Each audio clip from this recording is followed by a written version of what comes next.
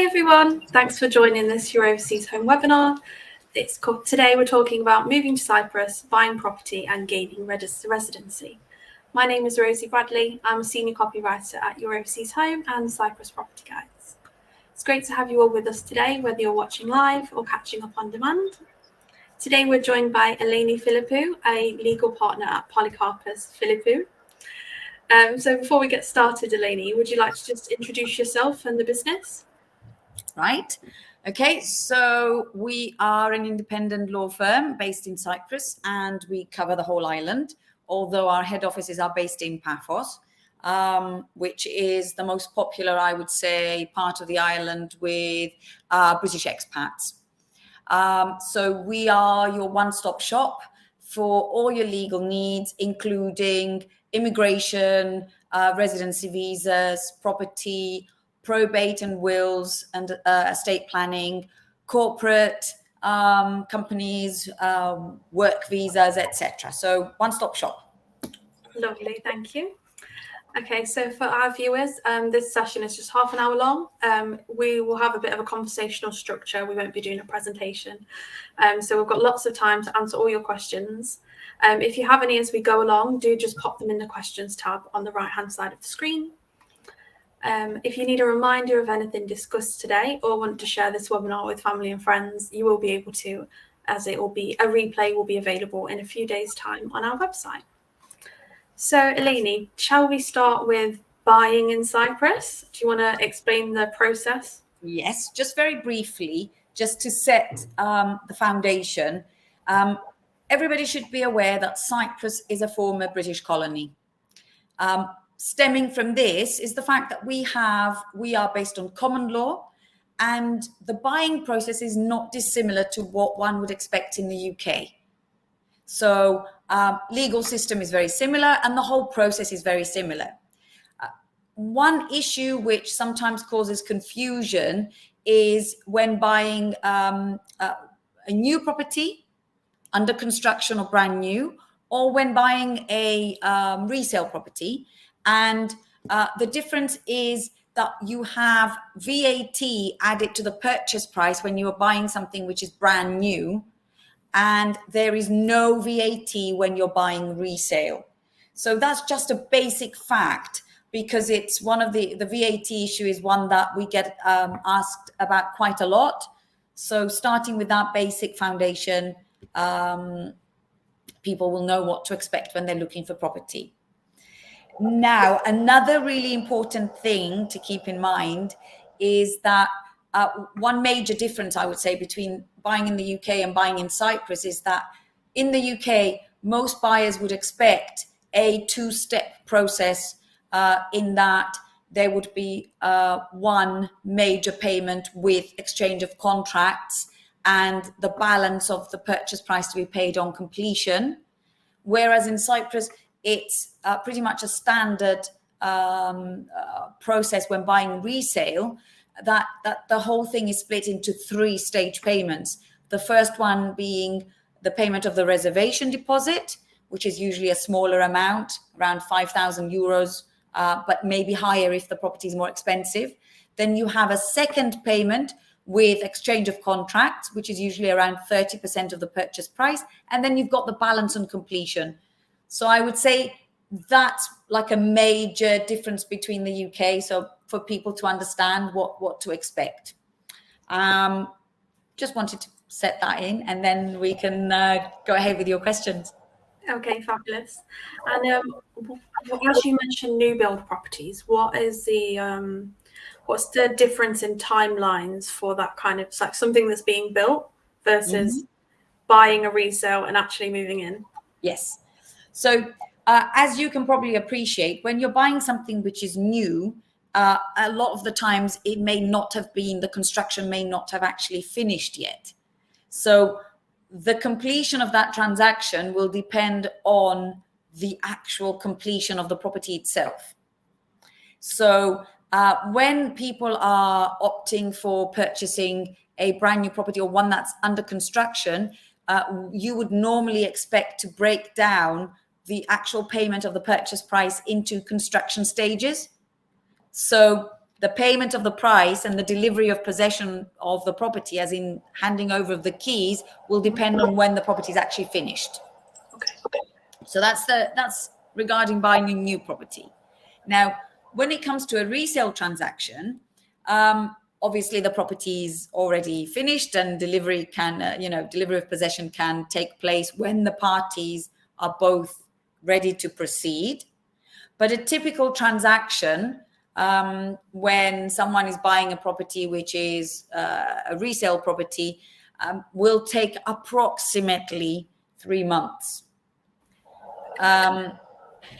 Now, there are several options. Sometimes if delivery of possession can take place a bit sooner, but that will depend on the actual circumstances of the particular case and whether things can actually be done a little bit faster for the parties in that particular transaction. Yeah. And, so about 3 months. Okay, fab. And in that case, say if you did want to move in a little bit sooner, would you manage that, or would the property agent manage that?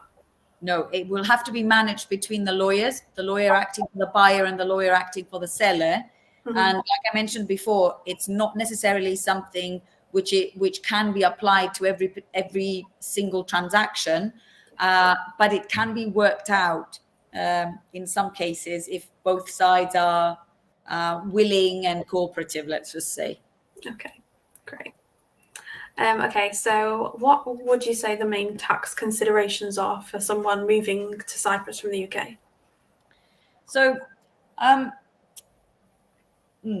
right, okay. So, once the decision has been made that the move, that somebody wishes to buy property and relocate to Cyprus, then obviously what happens? They usually start looking for a property.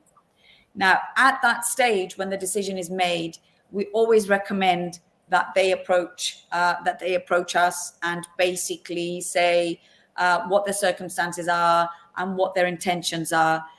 The reason for this is so that we can actually provide the information that they need before they start looking for the property, so that they go out there looking for property, but with awareness of what they're looking for, and so that they don't fall into any let's just say pitfalls, because it's important that they know what it means to buy something new. They know what it means to buy something with a title deed, without a title deed, so that if buyers have the basic foundation of how things work, then it's unlikely that they're going to fall for a potentially problematic property and complicate the experience of buying a property and proceeding with their relocation.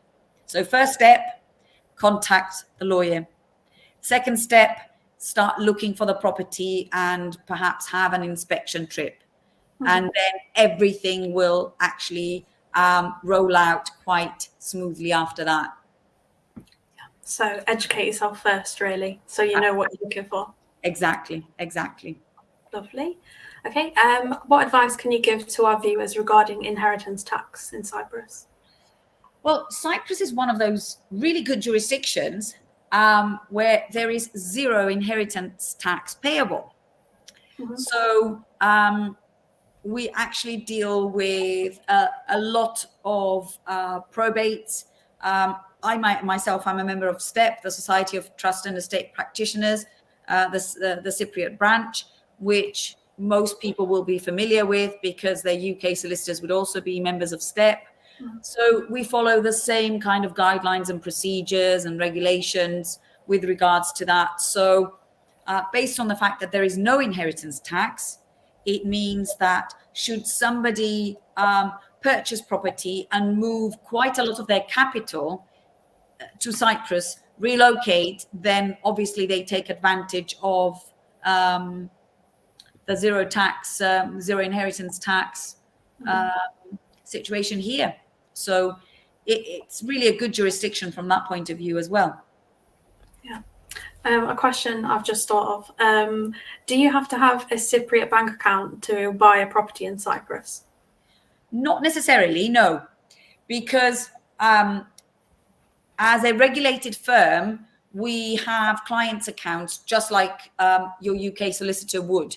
So the transaction will take place just like any transaction in the UK. So funds can be hosted into the lawyer's escrow accounts, and then all the payments can be made for the purchase of the property in exactly the same way as you would expect in the UK.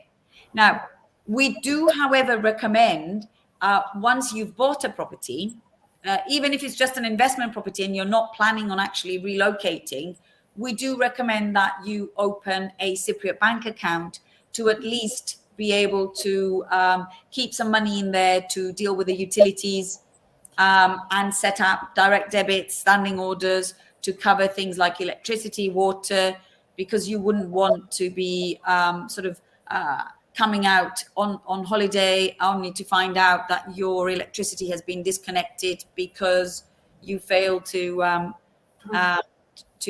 deal with the bill. Now, if you are relocating, though, you will need to open a Cypriot bank account when you're ready to apply for your residency, because that will be required as part of your residency application. But if you look at it from a timeline point of view, you do not necessarily need to open that bank account when you start the process for the buying of the property, because you may decide you wish to apply for your residency further on during the process of during the whole process.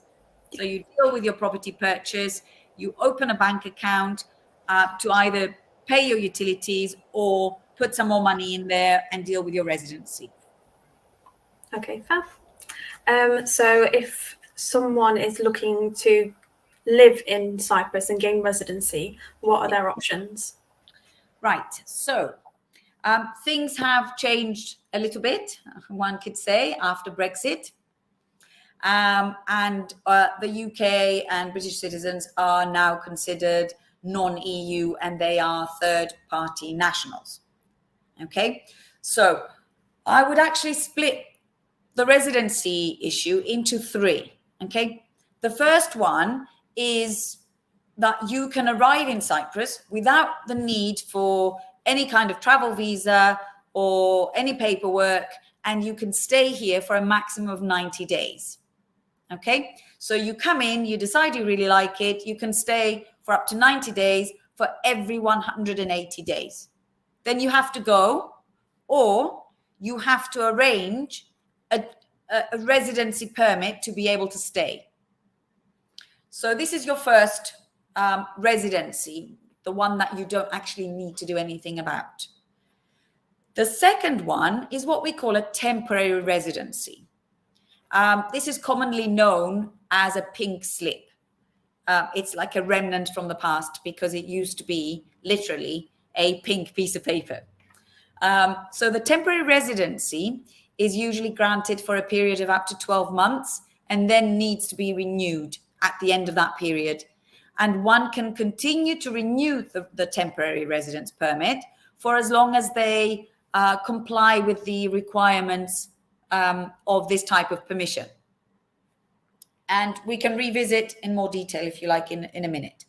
And then the third type of permission is a permanent residency, which can be applied for under different circumstances. So, for example, if one has made an investment in a brand new property over a certain value, you can apply directly for your permanent residency and secure yourself that way.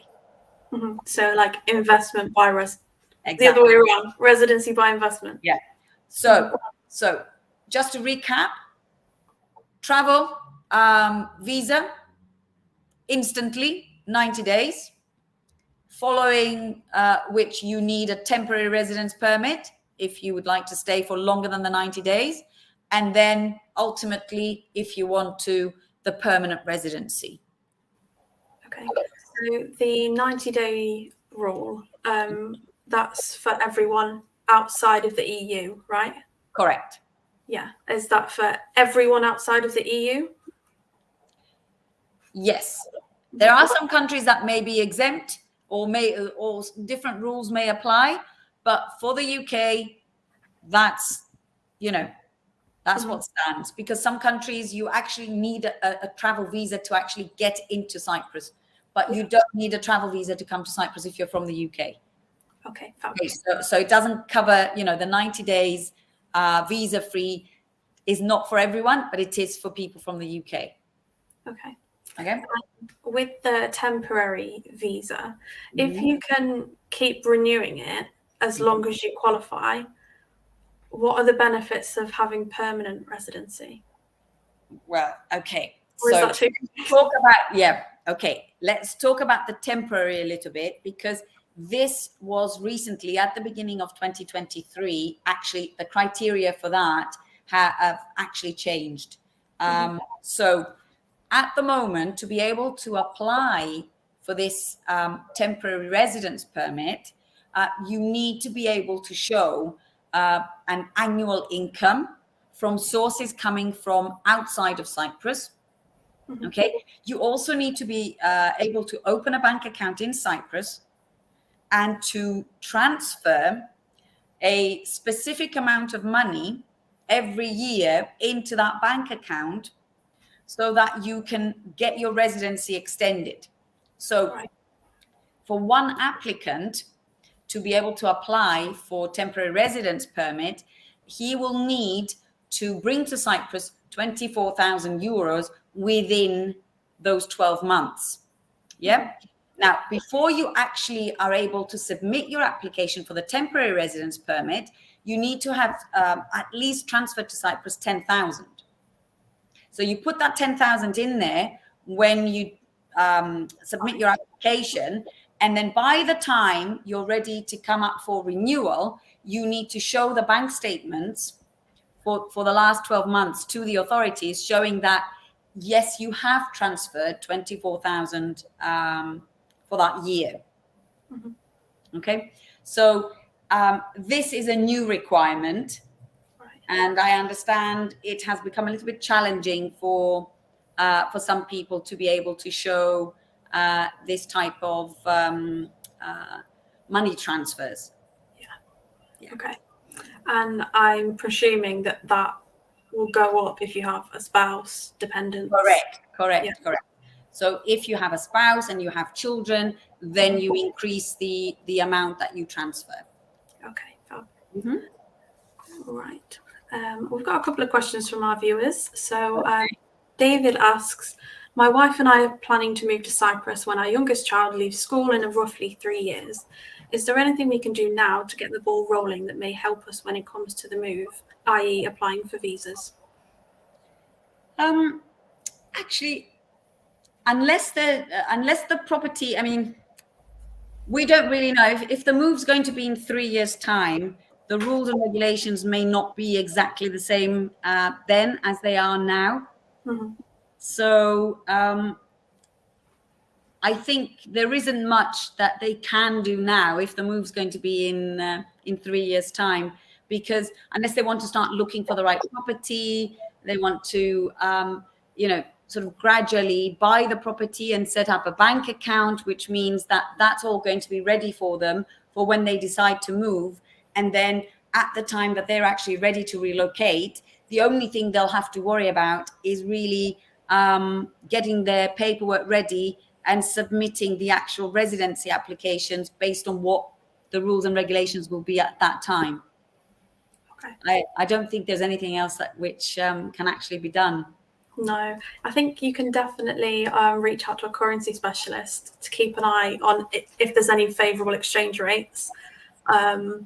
But it's great that you're getting informed this early. Yeah. And do you actually need a visa to buy a property in Cyprus? No, you do not. Not at all. Because think of it this way. You can buy the property. It can be an investment property that you never come out and visit it. It can just generate an income. Or you maybe have some kind of mixed use. So, for example, you come out on holiday for 3-4 weeks a year, and the rest of the time you're actually renting it out. So you don't really need a visa to own the property and visit it for holidays. So no need. No, that's good news. Mm-hmm. Let's say someone's wants to move to Cyprus, but their partner is from, let's say, France, so somewhere in the EU. Does that affect their moving, the residency application? Right. Okay. So when we say partner, right? I mean, married in this spouse, exactly. If we mean legally married, legally wedded, then yes, it's a game changer, because they will be considered as being EU citizens, and therefore they can own and enjoy all the privileges of other EU citizens along with their spouse. So they can easily register for residency if they want to, like EU citizens, and get what we call a yellow slip, not a pink one, change of color. And like I said before, they enjoy all the privileges of EU citizens. Okay, fabulous. So I'm presuming that if you aren't married, it's not the same. Say if you're like partners but not on paper. Nope, doesn't work. Okay. Yeah.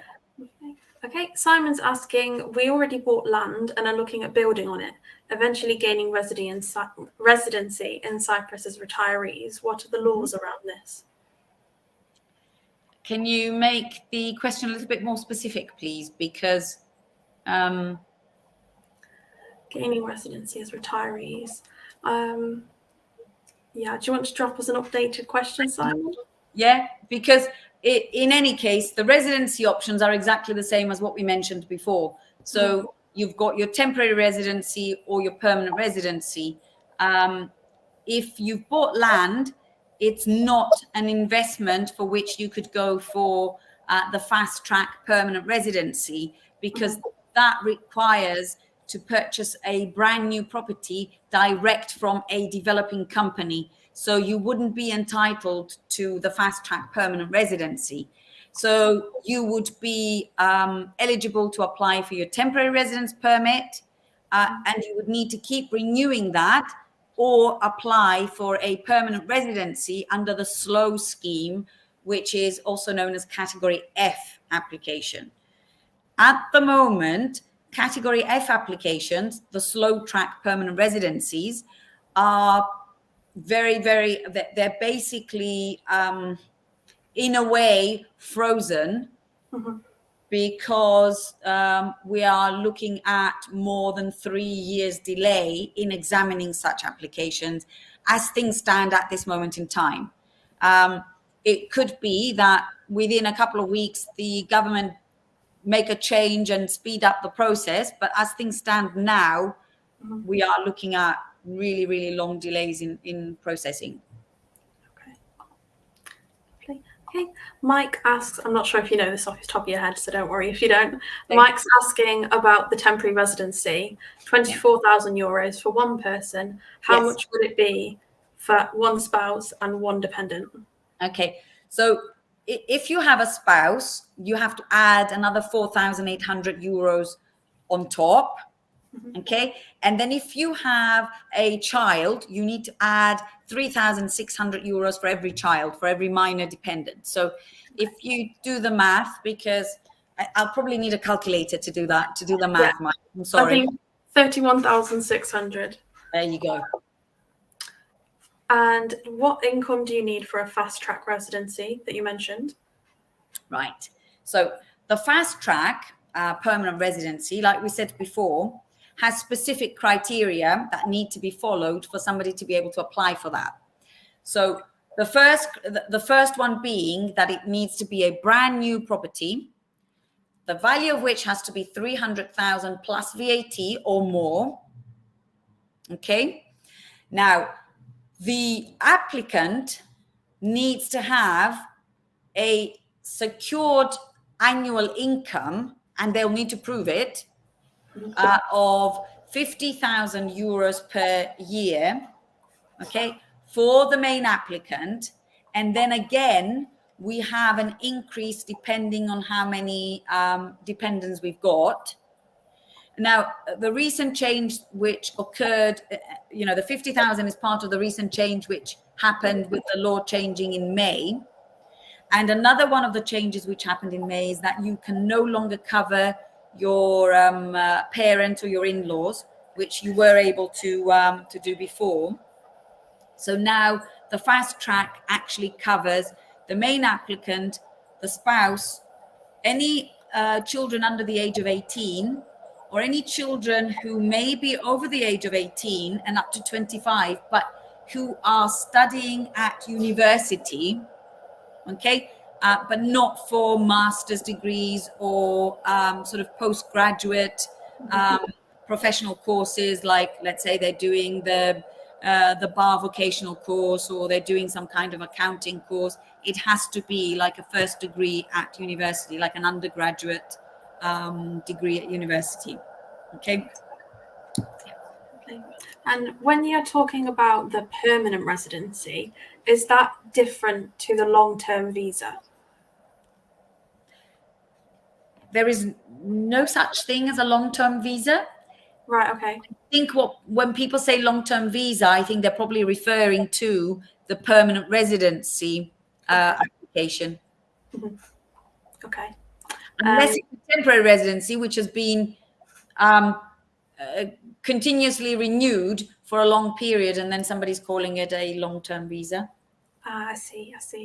But it doesn't change the fact that it's actually a temporary, which is being renewed. Mm-hmm. Okay.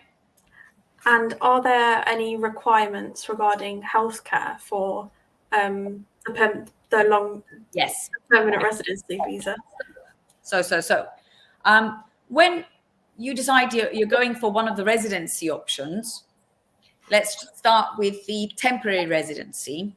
Mm-hmm. As part of that process, you need to have medical insurance taken out in Cyprus, or if you have like an international medical insurance, we will need to check what it covers to see whether it's acceptable to the immigration authorities.